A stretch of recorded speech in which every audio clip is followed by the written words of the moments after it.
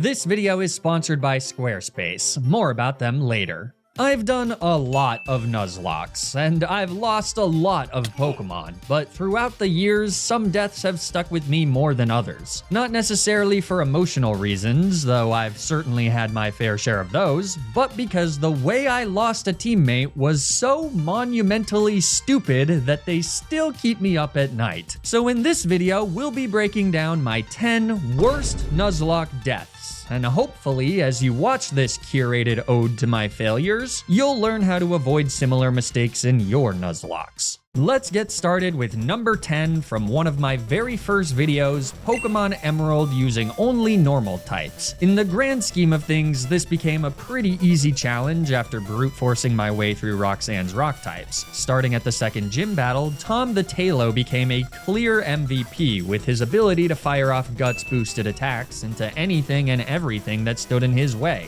He was akin to a feathered nuclear weapon that could be indiscriminately deployed for any task at hand. Tom's speed and power was truly unmatched, until we got to the Petalburg City Gym, where cool trainer George uses his Slackoth to counter our wing attack and instantly kill Tom. Getting hit by an unexpected counter is easily one of the most common ways to lose a Pokemon in a Nuzlocke, second only to random explosions, which I've had my fair share of too. But despite how often it happens, it's still a pretty embarrassing way to lose a Pokemon, especially one as powerful as Tom the Swellow. To this day, I still remember to play around cool trainer George's Slackoth because of this death, and that's the best thing you can do to get better at Nuzlocking. Learn from your mistakes and avoid repeating them in future runs.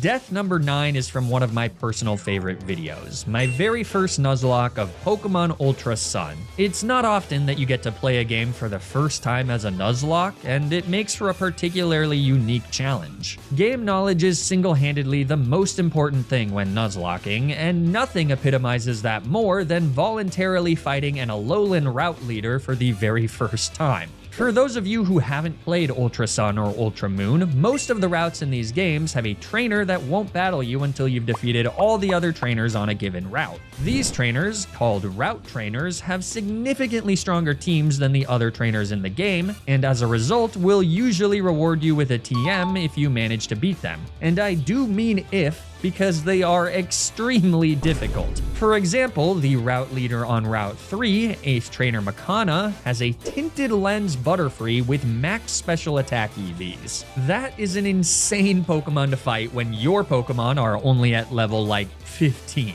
And in my case, to make matters worse, Makana's Butterfree was able to use Silver Wind and pull the 10% chance at an Omni boost. Literally the only reason that I didn't wipe to Makana is because Butterfree's only attacking move is Silver Wind and only has 5 PP. So miraculously, I was able to make it out of the fight with only 3 deaths. The reason this catastrophe isn't higher on the list is because this was my first time playing the game. This would have been a much more embarrassing blunder had I challenged Makana knowing what I know now. But regardless, a Thanos-esque decimation of half my team is still more than worthy of a spot on this list. And ever since the Butterfree massacre, I've made sure to never challenge a route leader unless I absolutely had to. Before getting to my number 8 pick, I want to tell you about the sponsor of this video, Squarespace. And wait. Just because this is a different style of video doesn't mean that you can skip the classic Flygon HG ad segue.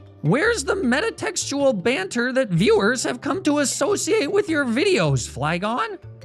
Well, does this count?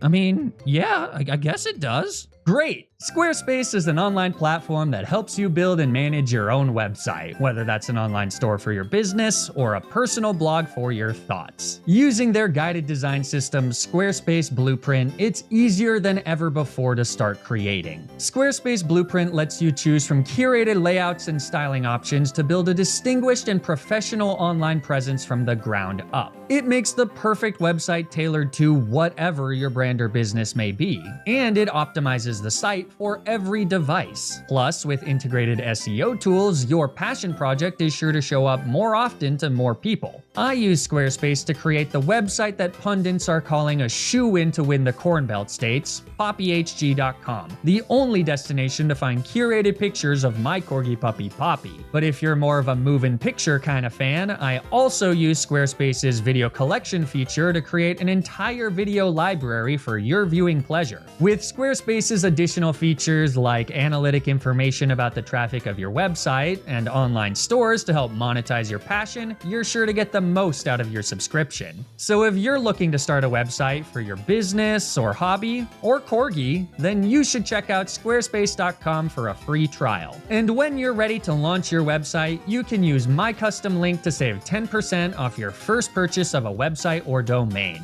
Thanks so much to Squarespace for sponsoring this video. Now, let's get back to the list of the most embarrassing Nuzlocke moments in my career. Wait, why am I doing this video? Our number 8 death comes from another one of my earlier runs, Pokemon Black 2 using only Dark-type Pokemon, and frankly, there's more than a few deaths in this challenge that I could add to this list. This was one of my very first stream challenges, and especially at the time, I hadn't quite figured out how to stay focused and play optimally with the distraction that is a live chat box. But the death from this run that I want to highlight here comes in attempt 3 against Pokemon breeder Galen's Liepard. In that battle, I tasked Yzma the Mandibuzz with taking out our foe. But the important thing to know is that Yzma is the static Mandibuzz found on Route 4, meaning that she has her hidden ability Weak Armor, an ability that lowers the user's defense and increases their speed every time they're hit by a move that makes contact. And since this Liepard knows Fury Swipes, he's able to hit Yzma 5 times in a row, lowering her defense after each hit such that the normally pitiful attack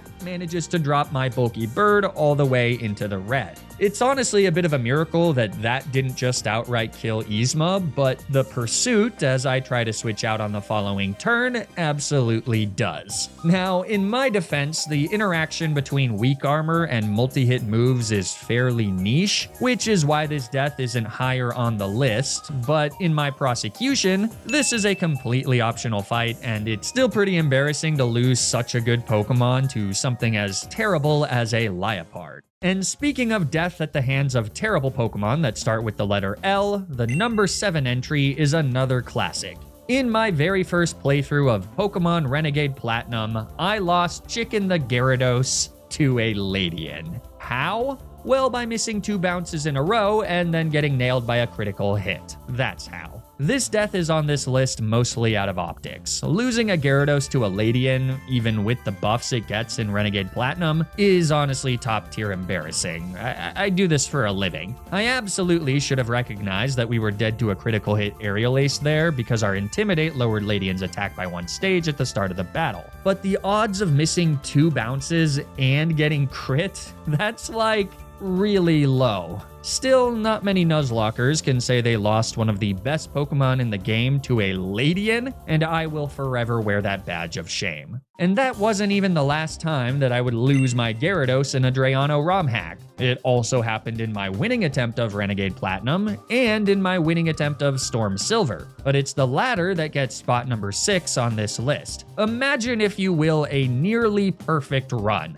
Somehow I had managed to enter the Elite Four of Pokemon Storm Silver with 0 deaths on my very first attempt, only to forget to give my Glysaur an item in the very first battle against Will. The result is that I didn't have a Lumberry to better deal with Will's Gardevoir, which, with enough bad RNG, forced me to risk Bassoon the Gyarados to a Psychic that gets the poorly timed critical hit. Deaths as a result of RNG are rough, but deaths because of stupid mistakes are even worse. There's no excuse for forgetting items, and it's a great reminder that one of the best skills a Nuzlocker can have is the patience needed to properly prepare for a fight. Critical hits and sleep turns aside, Bassoon's death is completely my fault and a direct result of under-preparation. But hey, at least my days of losing Gyarados to stupid mistakes are behind me, right?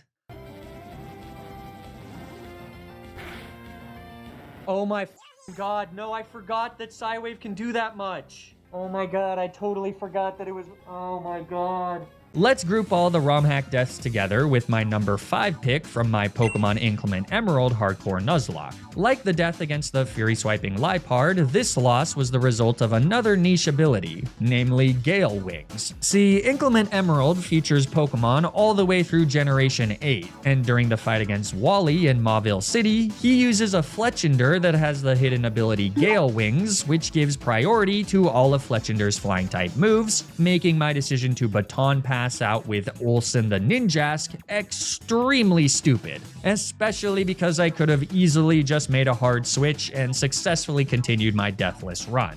Again, to be fair, it's not every day that I find myself dealing with the ability Gale Wings, given that it's the hidden ability of exactly one line of Pokemon, but the reason this sloppy play makes the list is because I made myself look like a total jackass by teasing Wally right before the start of the fight. Uncle, please? I want to challenge the gym and I see how much better I've become.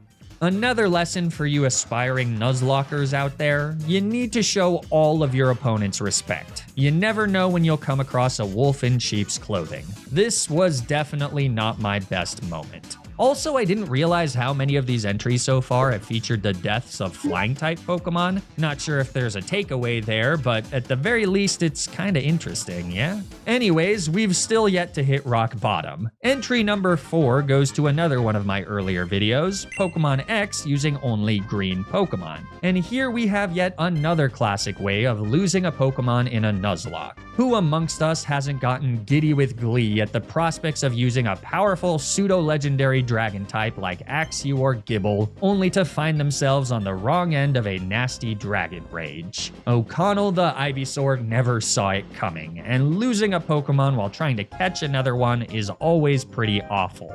But getting dragon raged is almost a rite of passage for any Nuzlocker. It's especially common in the early game of randomizers, but after it happens once, you'll likely be a little more alert the next time you cross paths with an early dragon type. And the good thing about Dragon Rage is that if you can remember when it shows up, there's usually ways to play around it since it will only ever do 40 damage. For example, held Oranberries and careful switches are a great way to avoid an unexpected death. Just remember that wild Pokemon have random AI, so you have to be extra cautious when catching Pokemon like Axew or Gibble or Dratini. But if you're looking for a move that's even more dangerous than Dragon Rage, search no further than Pursuit, which features in the number 3 entry on my list of embarrassments. Definitely one of the funnest videos to do was my Smeargle-only Nuzlocke of Pokemon Soul Silver, but less fun was accidentally running into a wild Rattata on Route 34 with Dali, the weakest of my Smeargles, at the front of the party. Now the odds that this wild Rattata happened to be level 13, the exact level needed to know Pursuit, the odds that it went for Pursuit when I chose to switch Dali out, and the odds that he happened to land the critical hit needed to get the KO are all ridiculously low, and almost excuse this as more of a freak occurrence than some sort of massive blunder on my part. But the reason that this is so high on this list is twofold. One, it's pretty funny. I had to shout it out because, I mean, even looking at it now, it's totally absurd. Like, I wasn't even grinding levels here,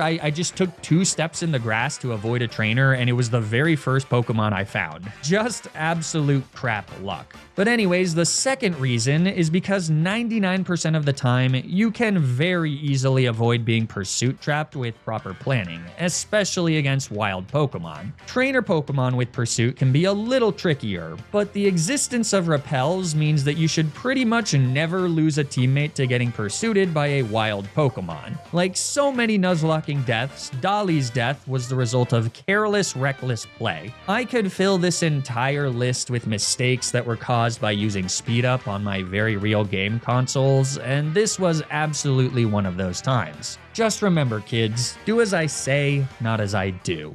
The penultimate on this list is just so stupid. It wasn't a misplay, it wasn't forgetting a mechanic, and it wasn't even bad RNG. I just willingly fought a double battle that I had no business fighting. I'm talking about the fight against Double Team Thom and K that took the life of poor Yangtze the Sandslash in my ground type only Nuzlocke of Pokemon Heart Gold. It's a bit hard to explain how truly stupid this was, but it's telling that I can still vividly remember it. This fight is on Route 47, and despite seeming like it's mandatory, it is not. Moving just one square away from Thom and Kay lets you pass freely, but for some inexplicable reason, despite knowing this, I literally had the thought, what could go wrong, and decided to challenge them anyways. Turns out, a lot can go wrong, and though Young C was not necessarily the best encounter in the world, this is still undoubtedly one of the dumbest and most unnecessary deaths I've ever had. The silver lining though is that I had a lot of fun remaking the footage of this fight since I accidentally wasn't recording the battle. Regardless, Young C's completely avoidable death is one that I won't soon forget.